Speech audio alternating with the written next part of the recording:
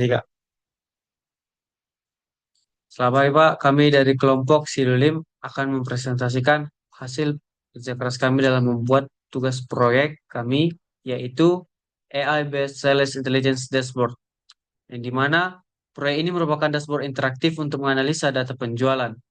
Tidak hanya grafik, ini juga menampilkan fitur prediksi penjualan, deteksi anomali, dan chatbot analitik. Adapun agenda kita pada hari ini Pak, yaitu latar belakang masalah, dataset yang digunakan proses processing, metode AI atau ML, atau sistem, endpoint, API backend, tampilan dashboard, hasil analisis, kesimpulan keterpasan, dan pengembangan, serta video demo nanti yang di video terpisah. Nah, adapun yang menjadi latar belakang atau masalah dalam dashboard kami ini adalah penjualan dalam bentuk spreadsheet atau table masih mentah seringkali sulit dipahami secara langsung, Pak. Jadi, pengguna harus membaca dengan baris per baris. Jadi, kami membuat tanpa ringkasan visual, pengguna sulit melihat total penjualan, tren, kategori produk terbaik atau wilayah dengan performa tertinggi. Dan yang kedua adalah tidak adanya prediksi dashboard, biaya umumnya hanya menampilkan data historis. Yang ketiga adalah tidak adanya deteksi anomali. Keempat adalah tidak ada datanya chat analitik. Maka dari itu kami membuat suatu solusi ya berupa AI-based Sales Intelligence Dashboard. Dashboard yang dimana menggabungkan visualisasi interaktif dengan machine learning, yaitu random forest regression untuk prediksi penjualan Pak, dan juga isolation forest untuk deteksi anomali, serta chatbot berbasis TF-IDF, serta logistic regression. Lalu datasheet yang kami gunakan ialah transaksi penjualan dari tahun 2015 sampai 2018, dan di mana awalnya kami download dari Kaggle memiliki sekitar 9.000 baris data mentah. Namun kami potong menjadi 1.008 baris. Nah, setelah dilakukan pembersihan, kami mendapatkan 985 baris bersih dengan jumlah 22 kolom. Yang dimana beberapa kolom penting dalam dataset ini adalah order ID, order date, save date, segmen, region, kategori, subkategori, dan sales. Kolom sales menjadi variabel utama. Dan juga kolom asli, kami juga membuat fitur tambahan seperti year, month, shipping days, dan sales level. Di mana fitur year dan month digunakan untuk melihat tren penjualan berdasarkan waktu, shipping days digunakan untuk menghitung lama pengiriman. Sedangkan level di sales level digunakan untuk membagi transaksi menjadi kategori low, medium, dan high. Lalu, sebelum digunakan pada dashboard dan melalui machine learning, data harus melakukan pre-processing terlebih dahulu menggunakan Python dan Pandas. Tahap pertama adalah inspeksi struktur data, dan juga yang kedua adalah menghapus duplikat dan nilai kosong. Yang ketiga adalah konversi tipe data, dan juga keempat adalah feature engineering yang membuat fitur baru seperti year, month, shipping days, dan sales level. Tahap terakhir ya adalah menyimpan dataset bersih ke file data clean atau clean data.csv. File ini kemudian digunakan sebagai dasar untuk dashboard prediksi penjualan, deteksi anomali, dan chatbot.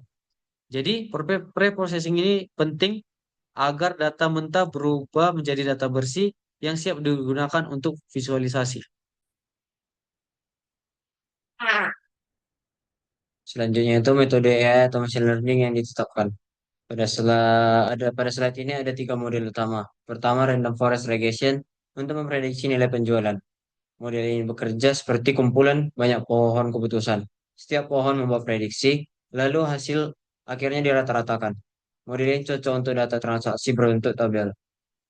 Untuk mengevaluasi hasil prediksi, kami menggunakan MAE, RMSE, dan R kuadrat. MAE menunjukkan rata-rata kesalahan prediksi. Nilai MAE kami adalah 818,87. Artinya prediksi sales rata-rata meleset sekitar $818.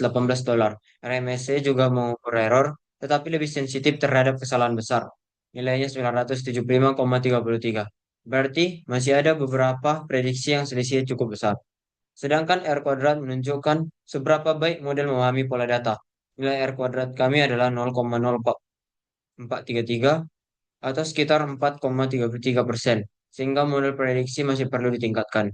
Nilai R kuadrat yang rendah kemungkinan terjadi karena karena datasetnya masih terbatas. Sales bisa dipengaruhi faktor lain seperti diskon, promosi, stok, musim, atau tren pasar. Tetapi data tersebut belum tersedia. Kedua itu adalah eh, metode isolation forest untuk mendeteksi anomali. Anomali adalah transaksi yang berbeda dari pola umum. Model ini tidak membutuhkan label anomali dari awal, sehingga cocok untuk dataset kami. Dari 985 data, model mendeteksi 935 transaksi normal dan 50 transaksi anomali. atau sekitar 5,08%. Metode ketiga adalah chatbot analitik menggunakan TF-IDF dan logistic regression. TF-IDF mengubah pertanyaan pengguna menjadi angka, lalu logistic regression menentukan masuk pertanyaannya. Chatbot ini mendukung 21 intent dalam bahasa Indonesia dan Inggris. Dan jawabannya diambil secara dinamis dari endpoint API Sumery. Jadi, dashboard ini tidak hanya menampilkan visualisasi, tetapi juga memiliki prediksi sales, deteksi anomali, dan chatbot analitik. Lalu selanjutnya itu arsitektur sistem. Alurnya itu dimulai dari raw data CSV, yaitu data mentah transaksi penjualan sebanyak 1008 baris. Data ini belum langsung digunakan karena masih perlu dibersihkan. Tahapan berikutnya adalah pre-processing menggunakan Python dan Pandas. Pre-processing adalah proses menyiapkan data sebelum digunakan. Pada tahap ini, data duplikat dihapus, data kosong ditangani, tipe data diperbaiki, dan dibuat fitur baru seperti year, month, shipping days, and sales level.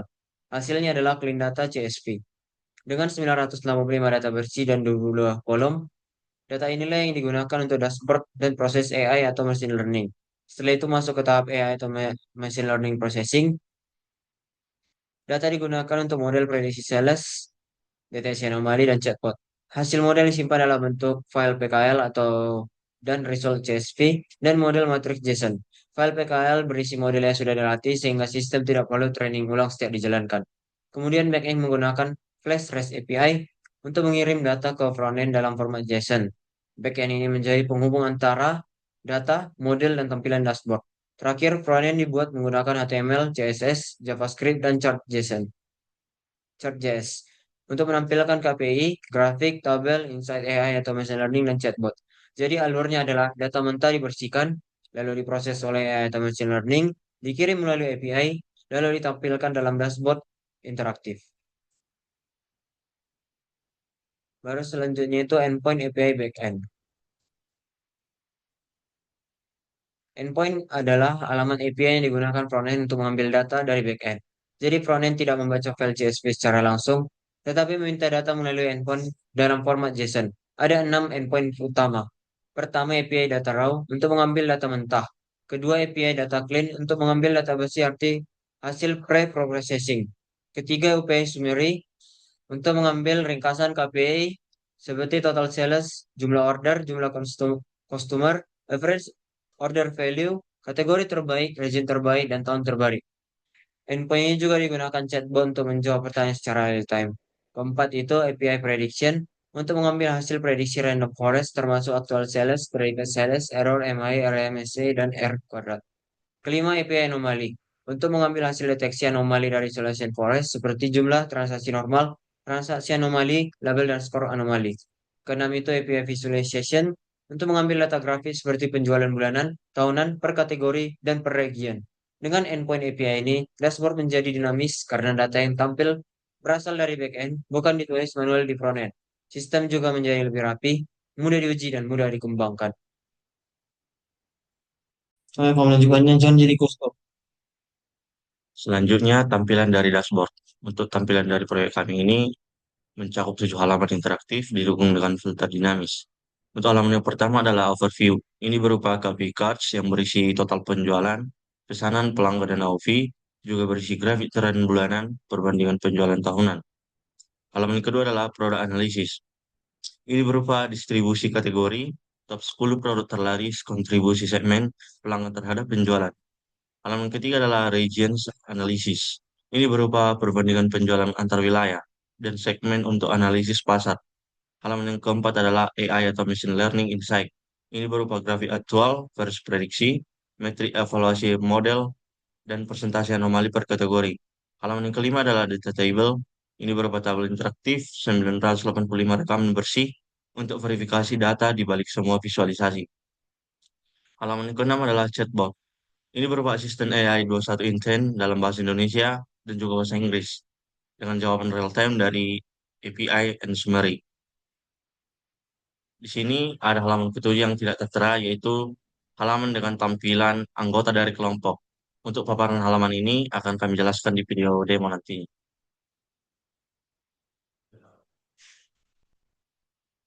Selanjutnya hasil dan analisis. Di sini ringkasan KPI deskriptif dan performa AI atau machine learning. Ini berupa total penjualan, hasil transaksi rata-rata, teknologi dengan kategori terbaik, wilayah terbaik, segmen terbaik, tahun terbaik, produk terbaik, dataset, agregat aktual versus prediksi bulanan, dan deteksi anomali. Selanjutnya adalah kesimpulan. Kesimpulan ini berisi pencapaian dari dashboard ini atau proyek yang kami peroleh. Ini ada sebanyak 6 kesimpulan. Yang pertama, integrasi sistem lengkap. Yang kedua, analisis deskriptif, komprehensif. Yang ketiga, random forest berhasilkan diintegrasikan. Yang keempat, isolation forest, deteksi 50 anomali. Kesimpulan yang kelima, chatbot 21 intens fungsional. Dan kesimpulan yang terakhir adalah tujuan proyek dari dashboard ini terpenuhi. Yang selanjutnya adalah keterbatasan dan pengembangan. Ini berupa evaluasi jujur dan roadmap ke depan yang perlu ditangani.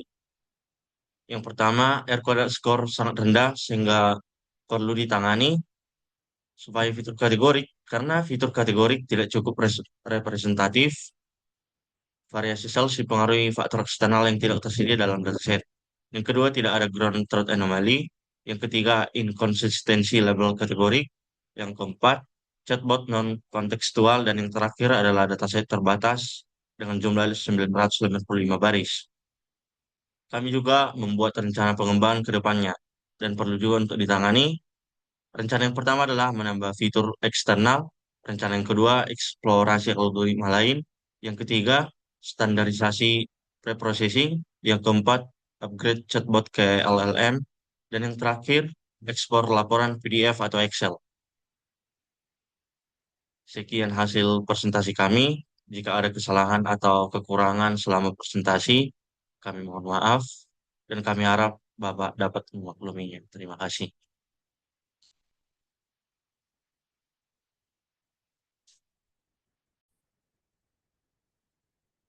Saya akan mendemokan web aplikasi yang kami gunakan. Pada bagian overview page, dashboard akan menampilkan ringkasan umum dari data penjualan. Di sini terdapat filter interaktif berdasarkan tahun, kategori, region, dan segmen. Bisa dilihat dari sini. Ini bisa diubah berdasarkan kategori, region, segmen yang dipilih. Uh, Sehingga data yang ditampilkan bisa sesuai.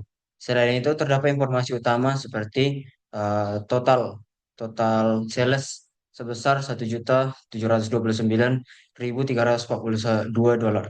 Ada 582 total order, 98 customer, dan average order value sebesar 3.275,27 ribu. Grafik pada lama ini juga menunjukkan tren penjualan per bulan dan per tahun sehingga pengguna dapat melihat pola naik turunnya penjualan secara cepat. Lalu pada bagian bagian produk analisis page, dashboard menampilkan hasil analisis berdasarkan produk dan kategori dari data yang ditampilkan. Kategori terbaik adalah teknologi dengan total sales 603.321,09 dolar. Produk dengan penjualan tertinggi adalah storage barriers bookcases, sedangkan segmen terbaik adalah customer. Selain itu, terdapat grafik sales by kategori untuk melihat proporsi penjualan tiap kategori dan grafik top 10 produk untuk mengetahui produk-produk yang paling berkontribusi terhadap total penjualan. Lalu ada bagian region. Pada bagian region ini, dashboard menampilkan analisis penjualan berdasarkan wilayah dan segmen pelanggan. Region dengan penjualan tertinggi adalah sentral dengan total sales 400.484.395 dolar. Selain itu terdapat 985 data aktif yang digunakan dalam analisis. Grafik sales by region menunjukkan perbandingan kontribusi antar wilayah, sedangkan grafik sales by segmen menunjukkan bahwa segmen konsumer memiliki penjualan paling tinggi dibandingkan corporate dan home office. Jadi secara keseluruhan, tiga halaman ini membantu pengguna memahami kondisi penjualan dari tiga sisi utama yaitu ringkasan umum, performa produk, dan performa wilayah. Nah, Baik, untuk selanjutnya, halaman AI atau machine learning.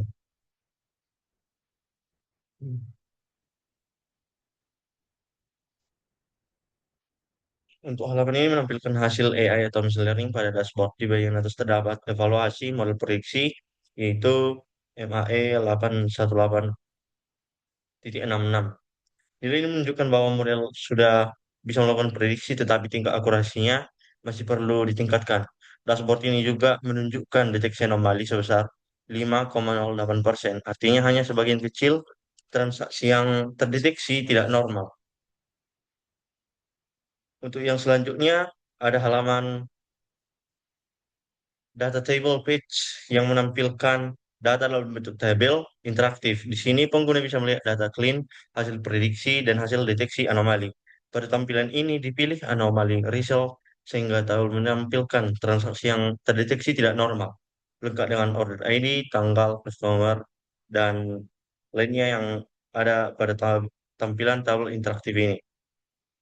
Yang selanjutnya adalah chatbot. Halaman ini adalah fitur chatbot atau Sales Analytic Assistant. Fitur ini membantu pengguna membaca isi dashboard dengan lebih mudah melalui pertanyaan langsung. Pengguna bisa menanyakan total sales, kategori tertinggi, hasil prediksi, atau jumlah anomali.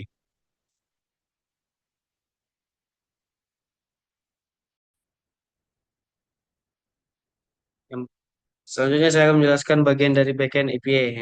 Pertama itu adalah summary. Dia akan menampilkan filter option, region, dan segmen untuk bagian seperti tampilan dashboard yang diakses dari backend. Yang kedua ada prediction. Prediction. Dia akan menampilkan bagian dari filter dan juga yang ditampilkan di chart seperti pada dashboard. Sekian dari saya. Terima kasih.